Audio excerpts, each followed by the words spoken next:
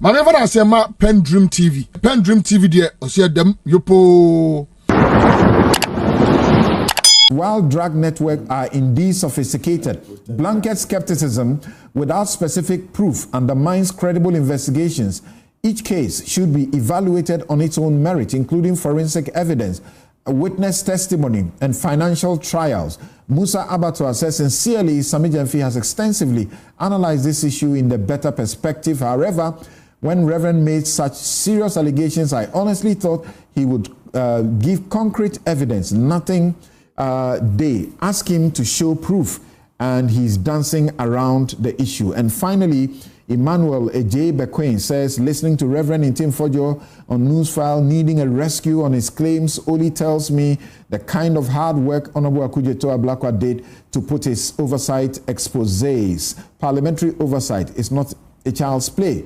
Never seen a reverend being this evasive on a top show like Newsfile. We'll be right back. We will find out, help us to find the missing containers. We'll be right. Last time the minister spoke at the beginning of this whole container gate or container saga, he said the containers are in the port. Kojo, the conversation would have been different if the containers had left the port and they were in the custody of what? ECG. And ECG, and then the containers got lost from the yard of ECG. Not so. But in this regard, the containers are within the port of the Republic of Ghana and it's within the control of GPHA and Ghana Customs. My candid opinion is containers cannot get missing. They can be misplaced. If they get lost at sea, you are immediately what? Informed. Since there is no record to the fact that containers got lost at sea, container, because of the international supply chain logistics, there's a platform. When you key in a container, the way bill, who was in control of the container, all of that is there. I just think, we should dial it down a notch. Let's all assist the minister. Because we all need to get to the bottom of this, to get to the bottom of where each container sits. And I think it's just a matter of all of us, including ECG, including the two state agencies who are in control of the port, have a proper sit down, go through the paperwork, run it through the system, and definitely we'll come to the right conclusions. So are you saying the containers are there at the ports? What I'm saying is the containers cannot get missing. At worst, they have been misplaced, or the only other option of a container leaving the port is through an auction. So there's also a database that will show which containers have been auctioned. So the whole conversation is ECG, yeah, it's okay, fine. In every home there are issues.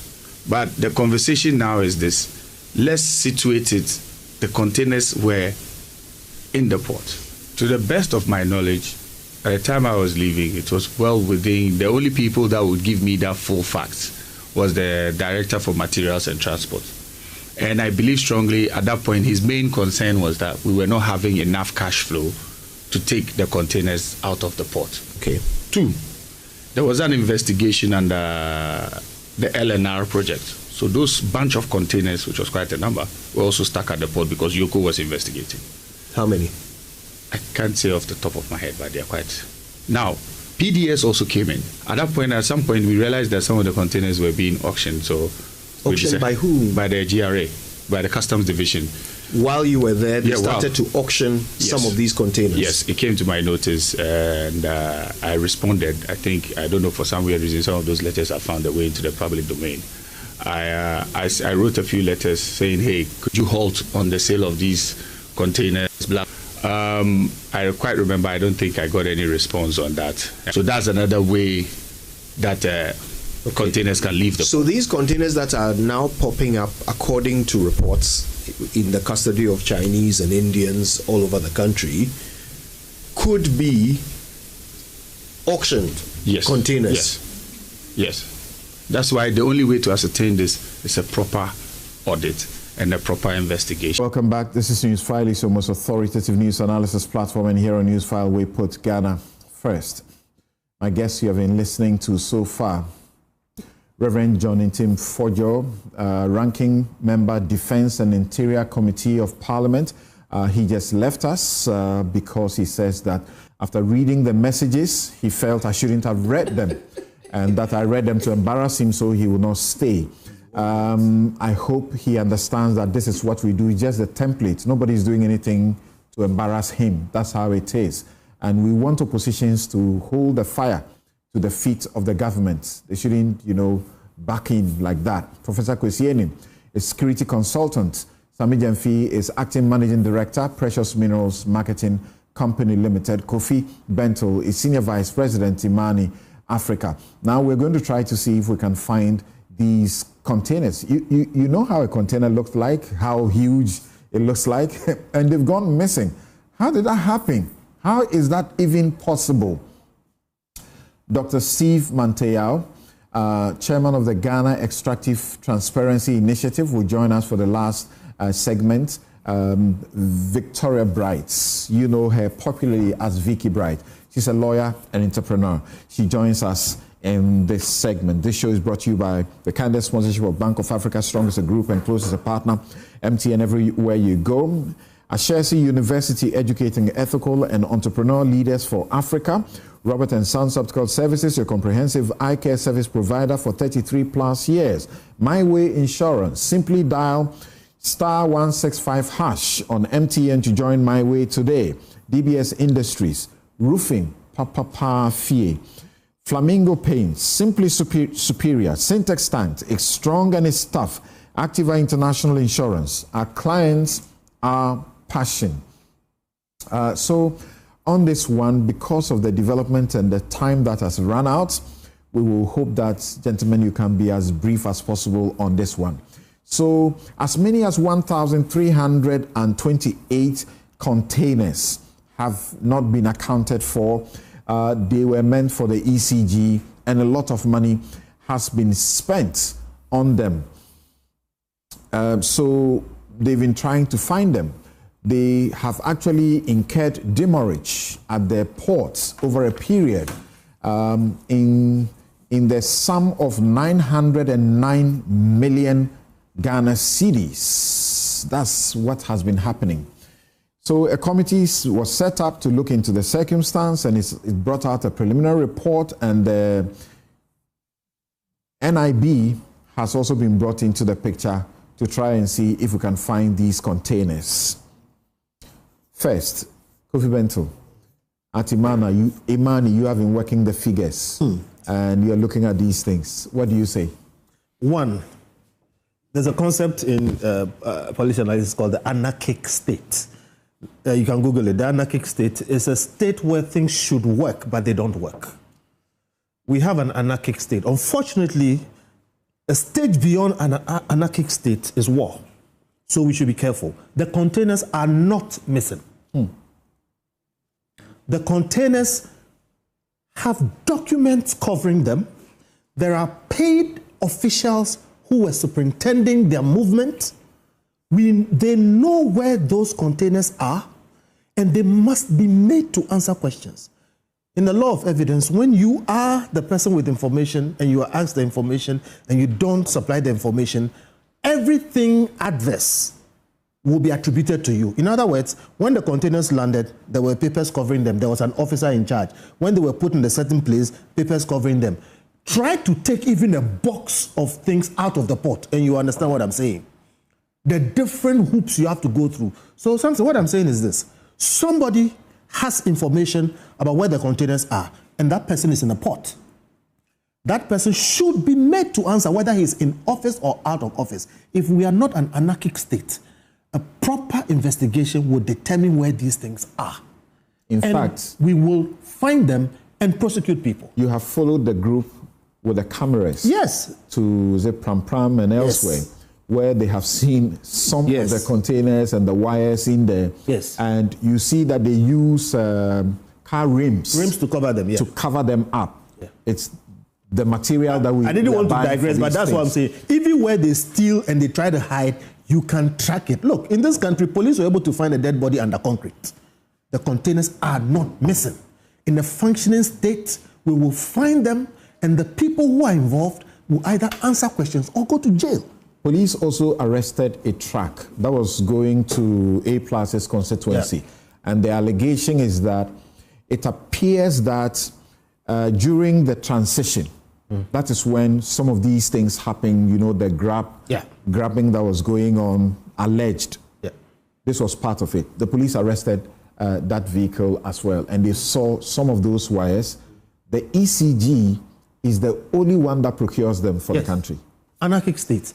That truck came through a port, came through police barriers, came through all kinds of state systems that must work.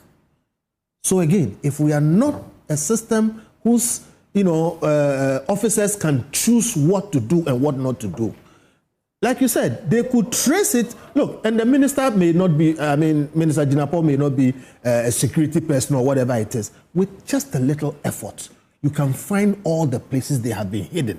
So look, Samson, my point is those containers are not missing. They were in somebody's custody at a particular point. And then after that point, we couldn't find them anymore. That last point, whoever is in charge there should be made to answer these questions. We can't afford to continue this anarchic arrangement.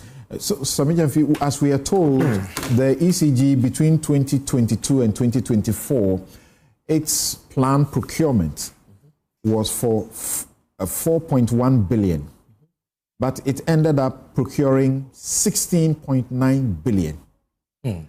And here we find where some of it is going. I'm very happy with this question because, you see, that is the root cause of what we are discussing for me. That is the root cause, and that is where we must begin the discussion from. How did we get here in the first place? See something? This case is a very sad matter, and I agree with Kofi on this matter, that, and I even say that this is a clear case of criminal negligence by enemies of the state in the previous management at ECG. Are you not speaking too early? No, because we are, as we speak, the facts are very clear. And the facts show that ECG did not have any need for these cables that they kept importing into the country. Every organization, not to talk of a company limited by shares, has a procurement plan for every year and a budget. And in that procurement plan and budget, the company provides for all the items, the materials, the resources it will need in that fiscal year. Yes, there can be situations where the company exceeds that, you see, but you cannot have a situation where consistently over the years, one organization always exceeds its value procurement plan by 200%, 300%, 400%. In the year 2023, for example, by nearly 13 billion. 13 billion. Simply doesn't make sense. So clearly somebody stood to benefit from the mere award of these procurement contracts, even though he knew that ECG had no need for that. Again, Samson, we know as a matter of fact, and ECG itself has conceded, that none of these contracts were awarded in accordance with the public procurement law. The ECG claims that it is a limited liability company, and therefore its IGF is exempt from the scope of the public procurement law, which is clearly not the case. Section 14(1)(d) of the public procurement law says that the law governs procurement with IGF of public institutions as well. They are making reference to a certain legal opinion authored by the former Attorney General, which legal opinion was not addressed to them, but the Ministry of Finance, and which legal opinion has not been upheld by the PPA. Forgetting that the Attorney General himself is a member of the governing board of the PPA. If you want an exemption to use established commercial practices for your procurement as a company, the law says apply to the PPA and let the PPA give you expressly that exemption. They didn't have that, yet they kept on awarding contracts in breach of law. Need we remind them that there are people languishing in jail today in the NCA matter for breach of the same public procurement law, and that an EC chairperson lost her job allegedly for breaching the public procurement law. If you read the public procurement law, what they have done is totally criminal. And I am hoping that if for nothing at all, that will be pursued by the state. Aside that, you look at the sheer wickedness, okay? You import things that ECG doesn't need. The things arrive at the airport. You have a shipping unit at ECG that is supposed to clear these things. And then you always give excuses that you don't have money to clear them. You don't have money to clear the containers, yet you keep importing more containers. I mean, if you read the report of the committee set up to investigate this matter, ECG has spent in excess of 909 million cedis on just demurrage. 900 and almost 1 billion new Ghana cedis. And when we say demurrage, we mean penalties. Penalties. You are keeping your things at the port, and you are not removing them at the port. It incurs demurrage. Taxpayers' money. I mean, these are public funds. Today, that ECG is owing about 68 billion cedis. Who is being called upon to pay? The people of Ghana. So why will you do this to your country? And you see, the saddest part is not even this part, Samson. When they allow the containers to pile up and accumulate huge demurrage on grounds that they don't have money, then they go surreptitiously to award contracts to clearing agents, some of whom don't even have custom clearance. They award contracts to clearing agents. Then the clearing agents are pre-financed by the ECG, the same ECG which said they didn't have money to clear the goods. In the case of Mint Logistics, they pre-financed them by 30 million cedis. Gave another company 127 million cedis contract to clear the goods. Just say, no, we will give a contract to someone else to do it, pay huge monies to that company in breach of law. You see, these things have gone on for a long time. And today we are being told that 1,346 containers equivalent to $489 million. $1 million cannot be accounted for.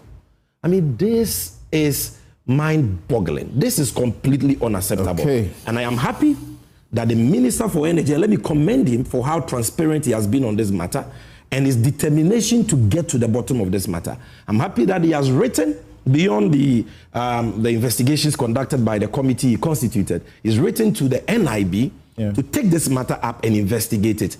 We don't want any excuses. The NIB must give us timelines. This cannot be treated as business as usual. We want to know where the containers which cannot be accounted for are, who was responsible for saying those in breach of public procurement law in the award of all these contracts and all that. Let's get to the bottom of this matter and let the laws of this country work. Thank you very much. And the minister wrote a letter dated the 2nd of April 2025, and it says, request for investigation into the Electricity Company of Ghana's ECG missing containers.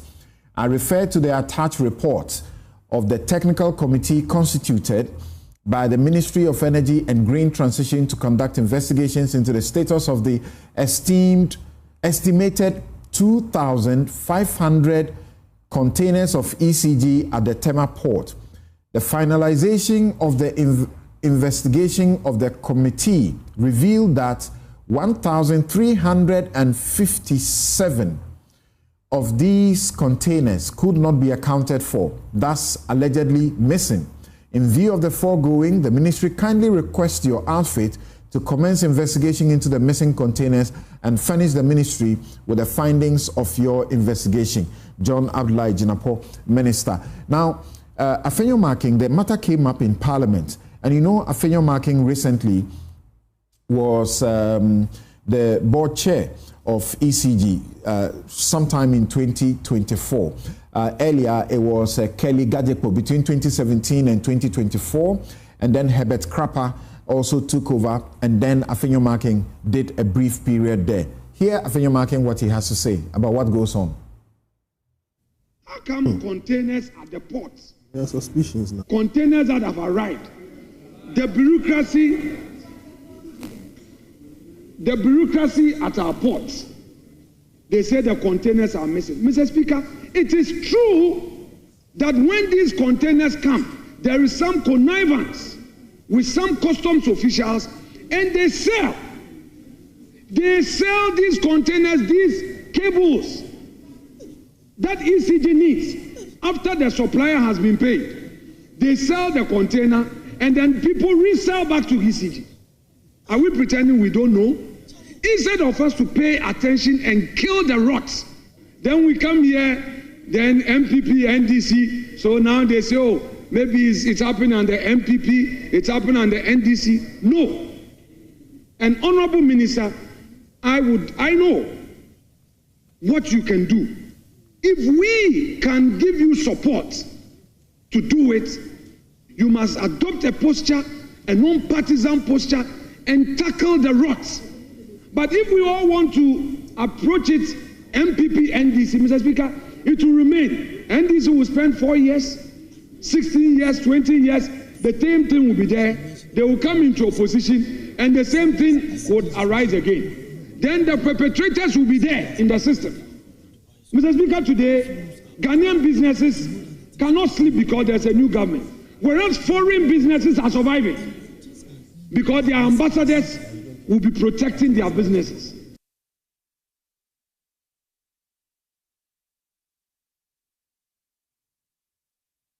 Right.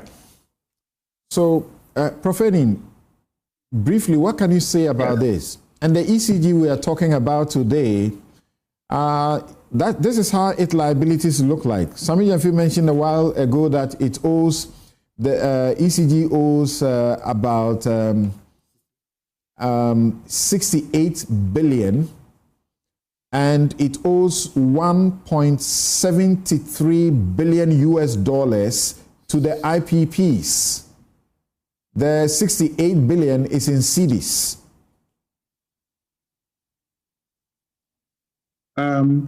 Samson, thank you very, very much. And I think the process has started, but it is not going fast enough, and it is not going deep enough. You know, I get frustrated when I'm showed, factories where the wires are and all this car business. This is not only an anarchic state, as Kofi has said, this is also a vampire state in which those who have been put into positions of authority, as Sammy has described, suck the blood out of the state, spits the remaining out, and then pontificate to the state when it wants to do something. And I get pretty upset when the word missing is used. Missing is when your wallet drops and you don't know. Stolen is when somebody deliberately takes it from your pocket. And I think the starting point for this conversation is the question, how? How they left the port. Then the second, what is it good for that some people connived to take it out of the port? And I want to challenge those who sit on that committee that they need to look at two things. Number one, not all the 1328 stolen containers had these electric wires. I suspect some contained personal things that they didn't want to pay for. Or some contain meters. We are told that sometimes the meters are procured when we don't need them. So you are there and you are told to change your meter. You are forced to change your meter when you don't need it. The state is just spending so that a businessman will be made rich.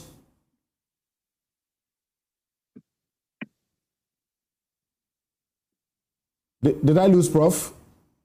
Well, I'm here. Yes. I'm here. Yes, but the committee, the issue is now in the hands of the security, as in the National Intelligence Bureau. Yes, but Samson, you see, we need other people other than those guys. Why? Were they not at the port when these huge things were stolen? Did they write a report? Did they track the containers? So my second point about what we should be looking at, what other things can be in those containers that the state of Ghana must not see? That other people who have a certain interest in undermining the sanctity of the state might have brought in those containers. Okay. Now, institutions at the port who failed to deliver on their mandate must not be the same institutions investigating this case. The minister and Sammy, please tell the minister and His Excellency the President, we need to widen the membership. They are both listen. The president listens and watches this show. Otherwise, when they don't get to watch it in the morning, they watch it in the night. I mean, all presidents. Okay, well, I can assure you, some presidents certainly watched and didn't let. So please, Sammy, let this go there. Institutions at the port that failed to protect the national interest cannot investigate this case. Number 3, have we seized any laptops, mobile phones to start a process of network analysis? You see, because those involved in this are not only in Ghana. And when you tell me you've arrested 14 Chinese and only 3 Ghanaians or so, it points out that we are totally in the wrong direction. Levels of collusion when these monies that Sammy is mentioning are involved, people will say the state of Ghana. So yes, we are tickling ourselves, which is very nice, but we are not scratching deep and wide enough. Let's not use this purely for publicity. It may come to bite us in a way that we don't expect. There is more to this. Okay, thank you. Thank you. Let's have Vicky Bright's comments on this as well. And Reverend NtimFordjour, speaking in the course of the week over this matter, actually he's the one ahead the first time from an idea of the worth of what is said to be missing, and he put $700 million to it. Yes, Samson, this is organized crime. It's organized crime that is very deep rooted, and it's rotten to the core. It starts from ECG and ends up at the ports. So it's something that is extremely serious. Okay, let's look at ECG as an institution, because that is really the crux of the problem. Without all the lapses and all the collusion and things going on there, we would not be where we are now, which is in a very sorry and sad state, okay, to all of our detriment. Look at the kinds of monies that are being mentioned. We need that money. There's so much that we have to do as a nation. And the president has inherited practically nothing, you know, and debt upon debt upon debt. And why is that the case? Because a few selfish people consistently keep deciding that they can just help themselves to garner money.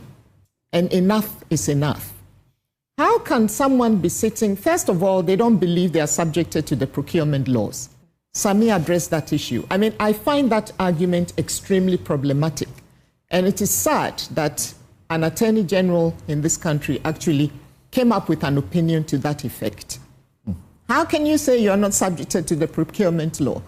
You are a public institution. You only have one shareholder. That shareholder is government.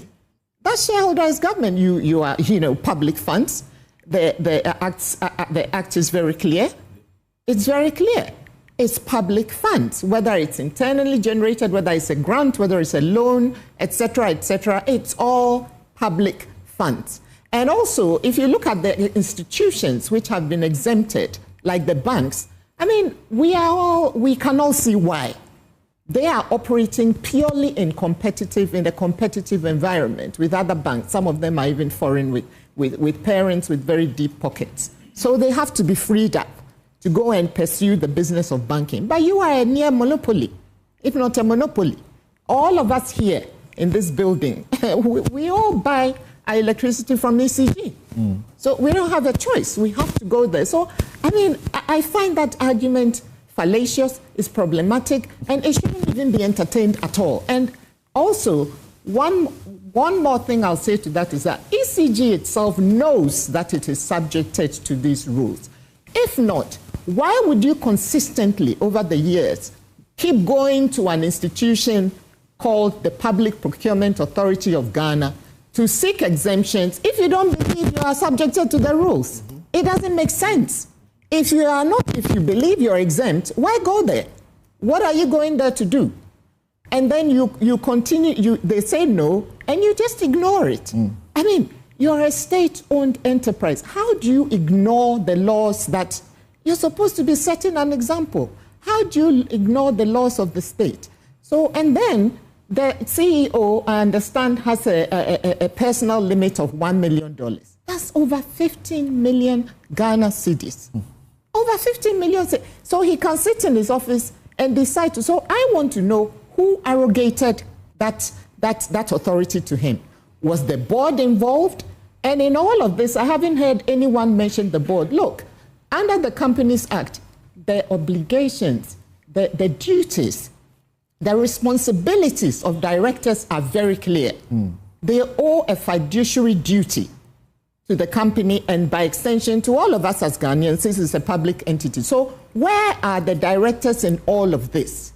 How do you go and approve a company to go and do clearance which doesn't even have a license? I mean, the lapses are so many. It's you know, so yes. I mean, and when you hear these values, it's just chilling. You know, it's mind blowing. So I'm very happy with what the minister is doing.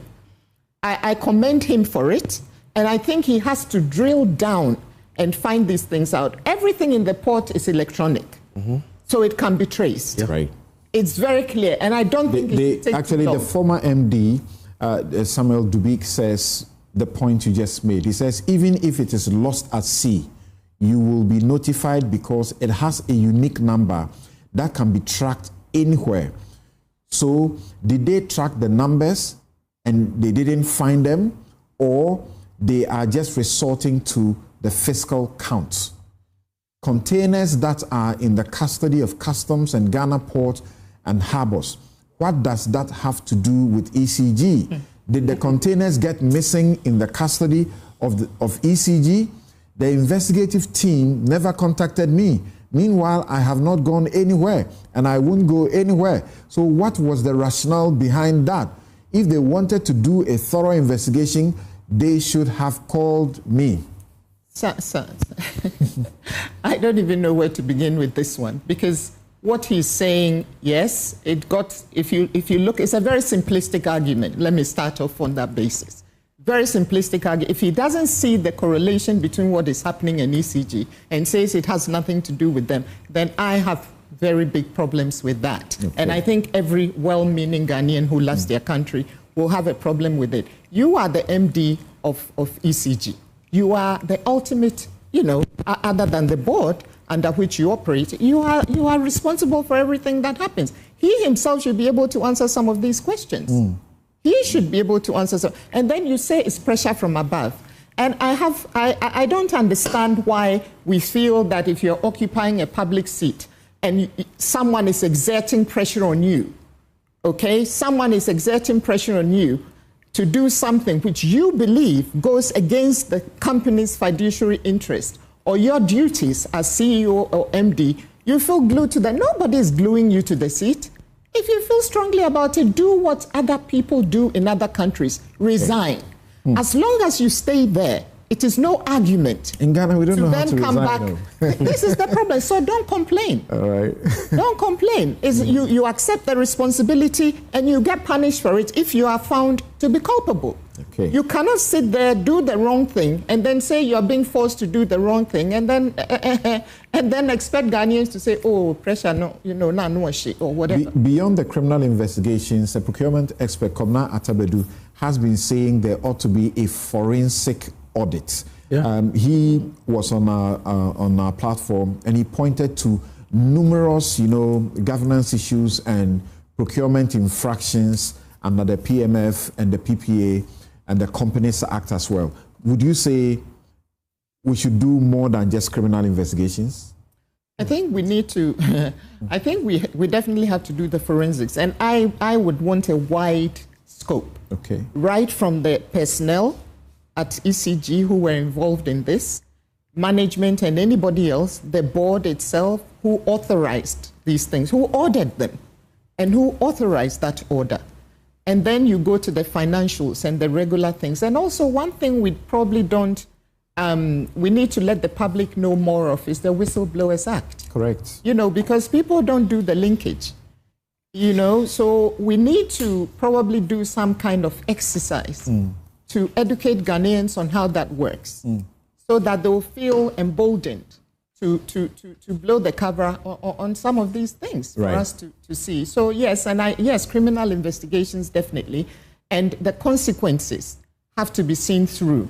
I mean, we have, I think the act will probably need to also be changed. 5 years imprisonment fine, but there's also the 2,500 penalty units. I don't know whether one penalty unit is still 12 cedis. It's still 12 If it is, then it's about 30,000 cedis, if my math is correct. That's right. And so that is not a big enough deterrent. So that financial penalty has to be, I mean, look at the kinds of monies we're talking about versus 30,000 cedis. So we need to look at some of these things. Look at the procurement, look at the procurement regime as a whole, and then see where we have weaknesses, strengthen those weaknesses, look at institutional and regulatory gaps, and see how we can close some of these gaps. All right. Yeah, on this message from you. There's something that's coming to my mind. You recall that when the MPP was in office, Parliament was always inundated with application for tax exemptions for multinationals and private companies and all that. So it beats my imagination why the government... I'm conflicted because I led a suit to stop some of those tax waivers. But the question is, if they were minded to seek and actually grant tax exemptions for multinationals, private entities, even assuming that it was true that ECG didn't have money to clear these containers, why didn't they give them exemption to clear them? Because this is a wholly owned public entity. Exactly. They kept on importing these things. Forget about the fact that we didn't need them. Forget about the fact that they didn't follow procurement law. But at the end of the day, the taxpayer was going to pay for it. Absolutely. And we needed these cables very badly. So why won't you give them exemption? It was being done for 1D, 1F companies. That was a regime, as an incentive for those companies. So what about ECG?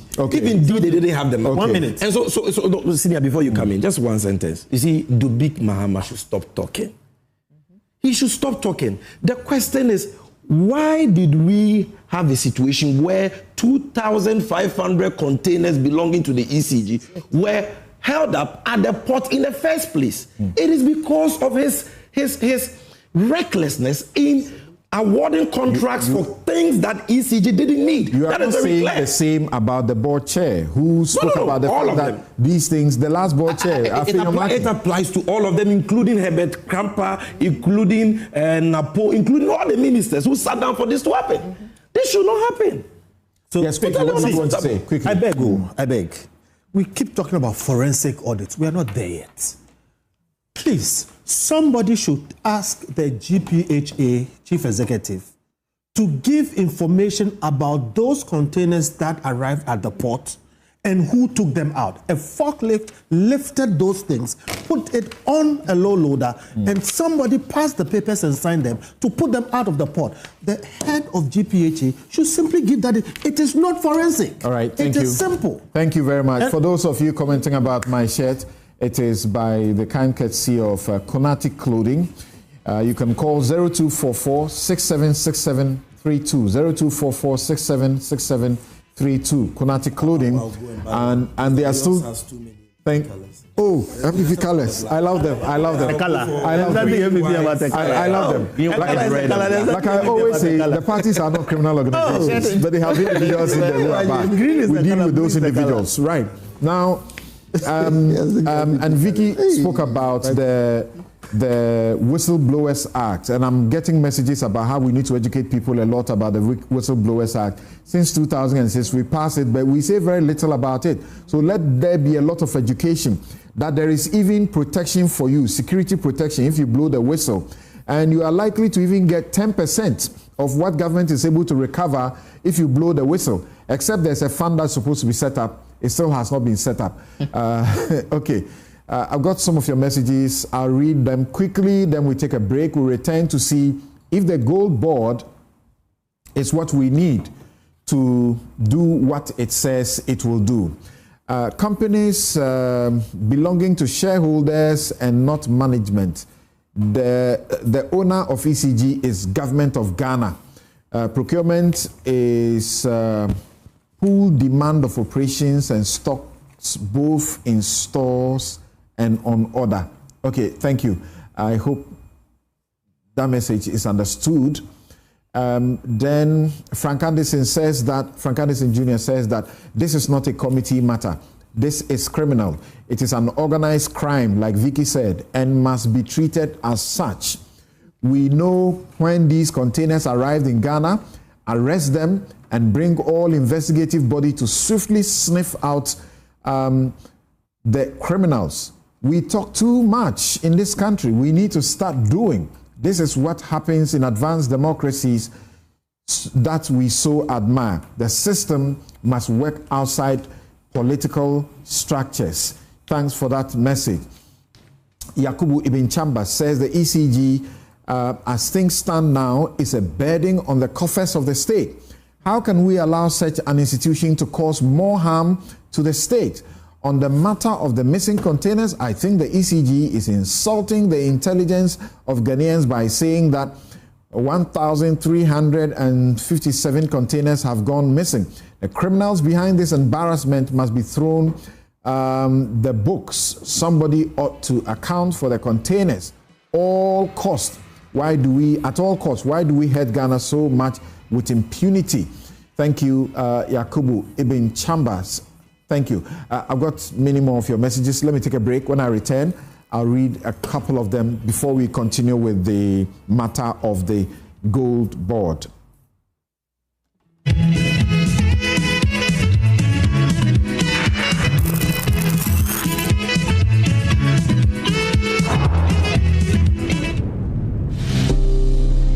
Hello there, I am Emefa Apau, your host of The Probe, here on the Joy News channel. Your Sunday evenings are never the same. I get to give you company in terms of critical analysis of all the topical issues that concerns you and speak to all the people that matter. When the newsmakers want to speak, they speak on The Probe. The IGP's distraction is no benefit to the committee, but we won't sit down for the IGP to be disgraced and insulted without giving him a hearing. You can't miss it, because when it comes to audience participation, you are topmost priority. Start your week right on The Probe.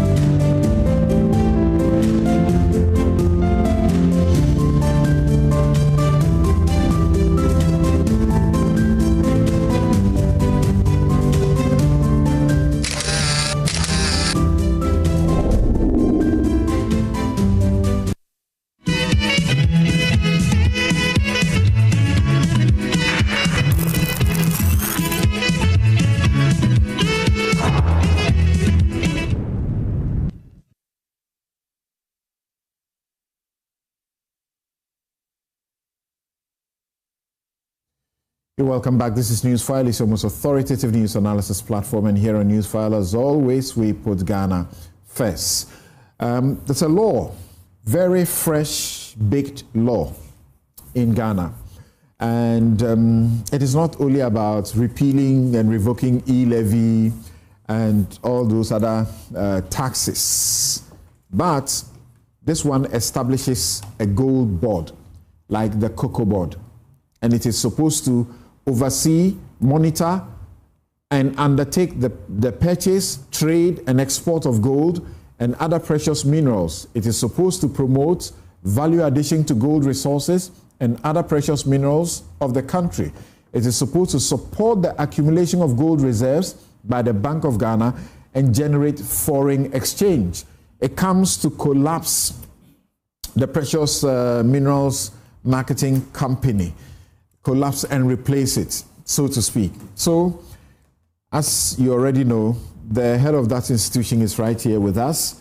Imani Africa, you can trust them. They are raising issues.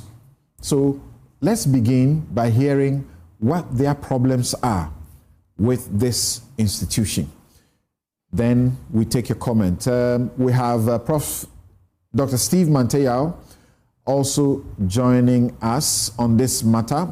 Vicky Bright has taken leave of us because she came to deal with the other matter. Here in the studio also is Stephen Aka, who is Executive Director, Ghana Gold Export Foundation. Thanks for joining us, sir. Right. So, Imani. Yes, sir. Why? You people, everything you have papers on them. Oh, we don't have any proper work to do. So we just sit down, we analyze Tell things, us, and we get what is it that you are seeing that all the people who are praising the gold board are missing? Actually, in a sense, we are praising the gold board. We've said something over the years and some people miss it. Our job is not to look at what is great and praise the government for it. They have enough people to do that. What we think our job is to look out for the pitfalls, where the problems could come from, and highlight them so that they will be taken care of, and then hopefully we can avoid these problems. So it's not like we are against everything. Let me make the point clear.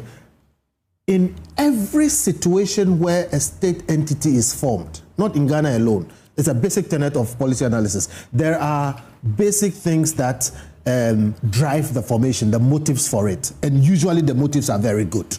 Okay? But there are also assumptions that are made. And usually the assumptions are wrong.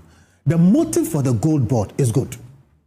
In fact, I am one of the people who believes that we have done such a bad job with our gold over the last 150 years that we are better off as of now leaving it in the ground for our children to do better with it later on. That's a certain principled position. But the reason why we are saying so is that we don't seem to be doing well when it comes to gold. So something different must be done. To that extent, the motivation for the gold board is absolutely fantastic.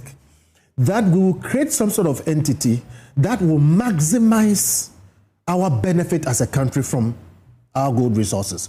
The next point that must be made is that every government since Kwame Nkrumah has had the same vision. And in fact, the last time this vision was expressed in some entity, it was in Japan. Somebody decided that we're going to have to sell all of it, take some money, and then go and do some floating of something on a stock exchange somewhere. There is always good intention, but then the devil is in the details of how it is done. Of course, you remember that we were very much against the Japan, myself and my colleagues. Now, in the case of gold board, we think it is an improvement where you have a situation where the state is trying to marshal resources to just focus on this resource and make the best out of it. But then the assumptions come in. Every time a state institution is formed, there's an assumption that it will be manned by perfect people. People who are not corrupt, supremely competent, okay, and they will always seek the national interest. There is almost never a situation where that happens. The next assumption is that it will create perfect systems that will execute everything according to book and things will work well. And then the third assumption is that it will operate in a perfect environment where you won't have normal problems and abnormal problems. But if you take environment, for instance, when you create an institution, there are people who immediately set out to study it and game it. And when you create those institutions where you concentrate too much power, you create an entity which now makes its officials rent seekers. The last example, the example I'll give you is when they created this Galamsey task force. I give it because it was on this news file. I was here with Inusa and co. And I said, the people who have been tasked to go and chase them will become the people who are committing the sins. And that is what happened. Now, here's our issue with gold board. Great idea and whatever it is. When you concentrate commercial activity plus regulatory activity plus all of that in a government institution with powers to interact with people and industry and others within that ecosystem. And that, if you look at Section 44, so we have some of the bills. I'll be looking for the actual one that was passed. Going down, they have tribunals, they have inspectors. Yes, the president appoints some of those people and all those things, but that is why I say the assumption is that we have perfect people working with perfect systems in a perfect environment. Gold is a spirit, I've told you. But that's something you can't help. No, you can't help it. You're setting up an institution and it's people who populate it who do the job. You can help it. That's why we have, for instance, in governance separation of powers. That is why across this country you will see you have regulators, you have commercial actors. If the people will be bad, they will be bad. If they will be corrupt, they will be corrupt. No, that is where you don't have to make the assumption that you are going to have perfect people. You hedge against these things. Why separation of powers is there not because people are bad persons. So in this gold board, where have they gone wrong, and what is the preemption you are making about the temptation to... You don't have the time, so let me give you the wrong things. A few examples. Number one, today as we speak, gold is extremely hot. Like, gold is the price of gold has gone very high. There's a lot of money chasing gold. I can tell you, now here, markets, there is no need for government to put any state funds behind the buying of gold. And markets, every money we put as a government behind the buying of gold today, tomorrow we'll come back and we'll establish probes around it because they will be wasted and looted.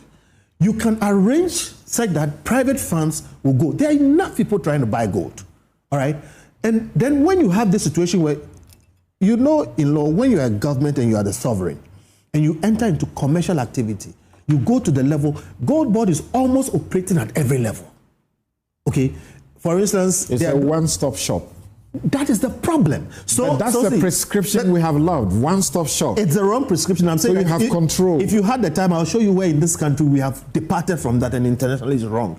So I'm saying, look, if you are the person buying the gold, and then you are the same person saying that the gold is 60% pure or 50% pure, after a while, you will buy the gold. When it's 90% pure, you say it's 60% pure because you are the one who determines it.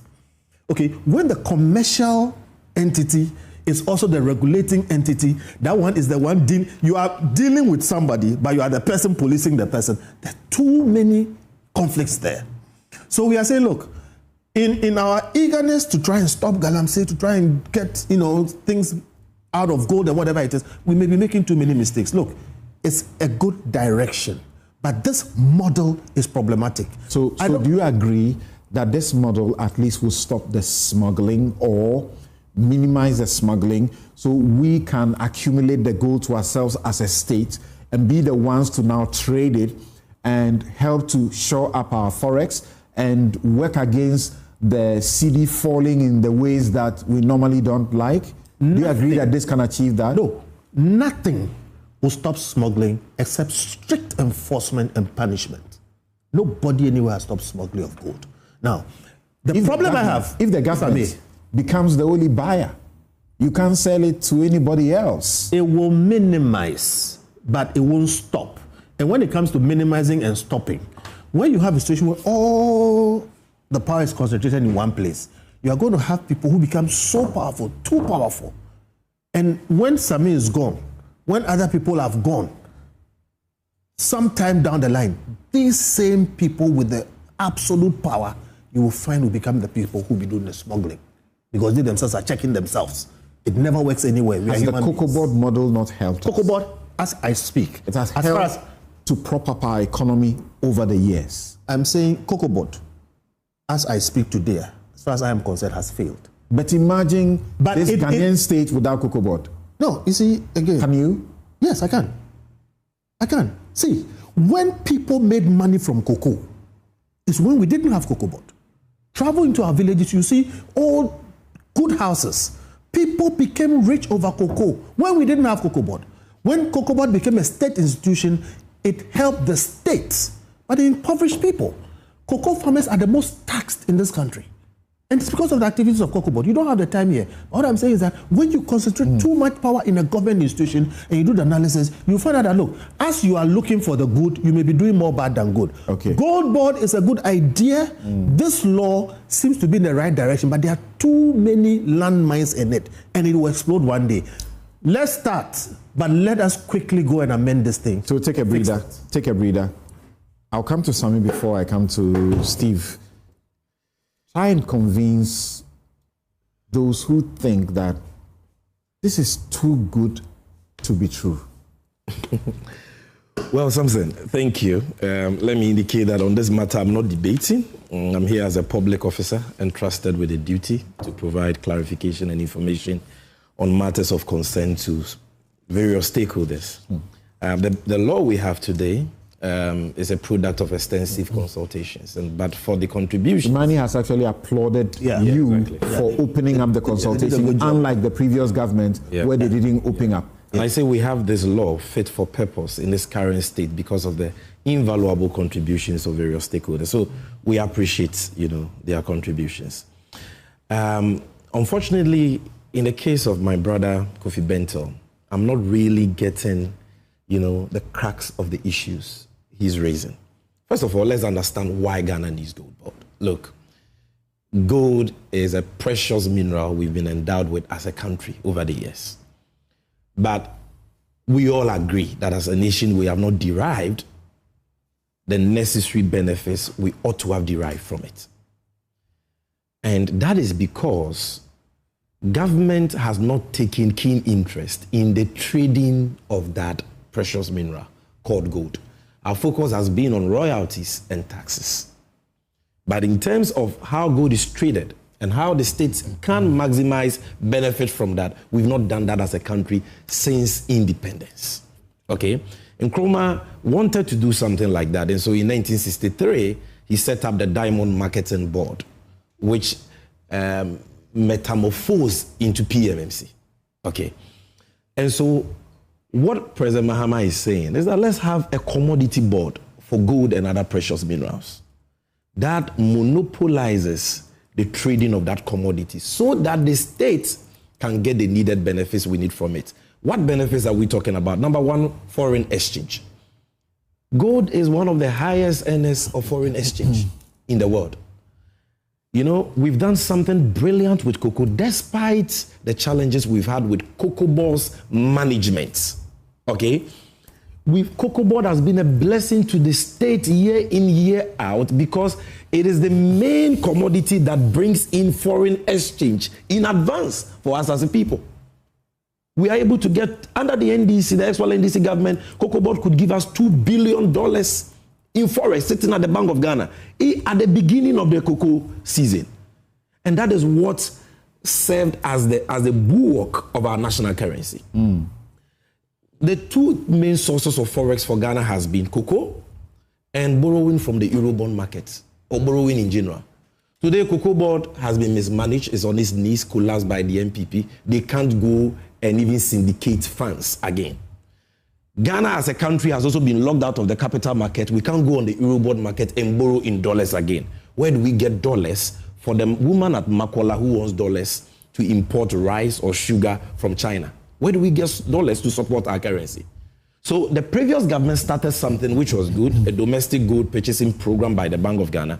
Safe to say that it was shrouded in opacity, and the entities, the main entity which was powering it, the Bank of Ghana, did not have the powers to sanitize the markets. And so they were doing the right thing in a wrong policy environment, which has led to huge losses on the books of Bank of Ghana.